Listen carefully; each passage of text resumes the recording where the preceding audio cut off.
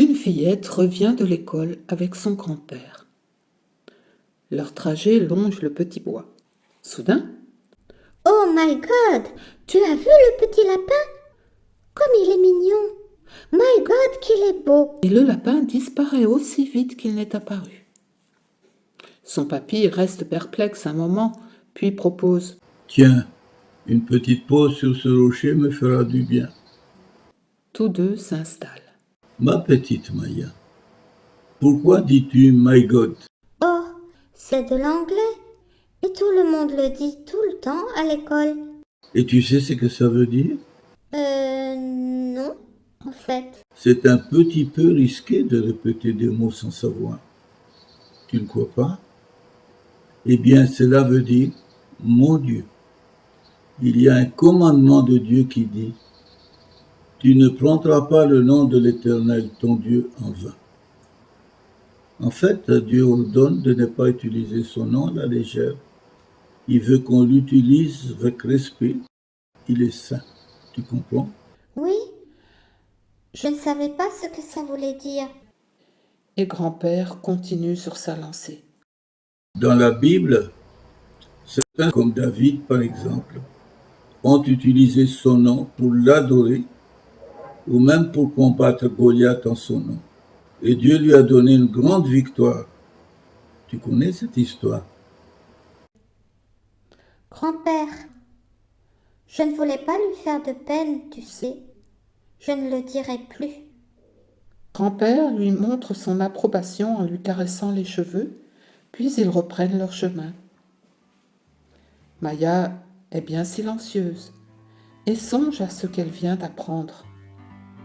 Dorénavant, elle fera attention à ses paroles et elle cherchera un petit mot sympathique pour le remplacer, en attendant de revoir son petit voisin, le lapin des forêts.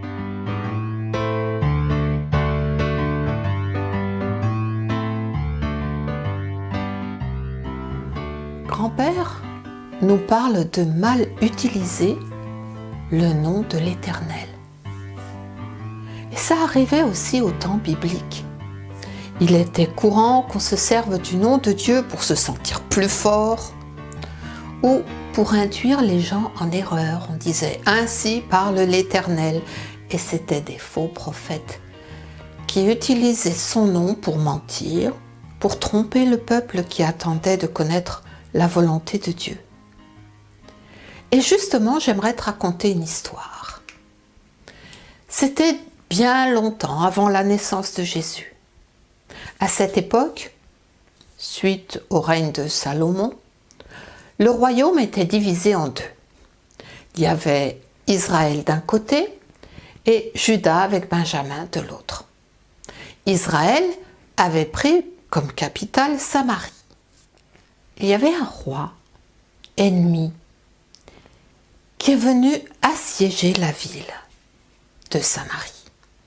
Et plus personne ne pouvait entrer ou sortir. On avait si faim. Les gens allaient-ils tous mourir? Une tête d'âne valait une fortune. Une tête d'âne à manger, cela te dirait?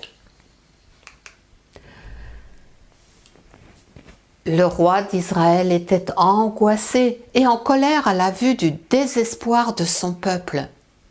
À qui la faute? Il déclara « Que Dieu me punisse très sévèrement si la tête d'Élisée reste encore aujourd'hui sur ses épaules. » Couper la tête d'Élisée, du prophète? Donc le roi alla chez Élisée avec son garde. Mais il trouva la porte close, car Dieu avait averti Élisée. Mais il cria de dehors, « Tout ce mal vient de l'Éternel. Que puis-je encore attendre de lui ?» Élisée répondit de l'autre côté de la porte, « Ainsi parle le Seigneur, demain, à cette heure-ci, on aura de la farine et de l'orge en abondance à la porte de Samarie. » Le garde qui était avec le roi n'en croyait pas un mot. Il se moquait et ricanait. Quand l'Éternel ferait des fenêtres au ciel, pareille chose arriverait-elle? Tu le verras de tes yeux, mais tu n'en mangeras pas, lui répondit Élisée. Il y avait près de la porte de la ville 4 lépreux. À l'époque, les lépreux devaient vivre isolés. Ils étaient contagieux et considérés comme impurs. Ils se disaient, si nous restons ici, nous mourrons. Si nous entrons dans la ville, nous mourrons aussi à cause de la famine.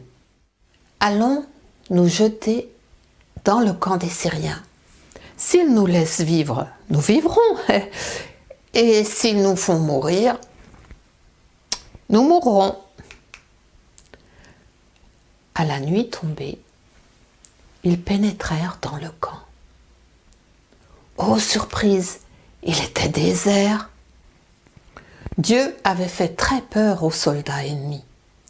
Il avait fait entendre le bruit d'une grande armée qui approchait.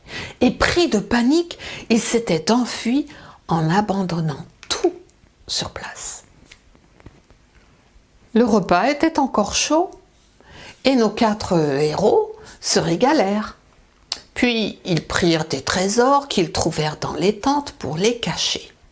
Ah, nous sommes riches, très très riches.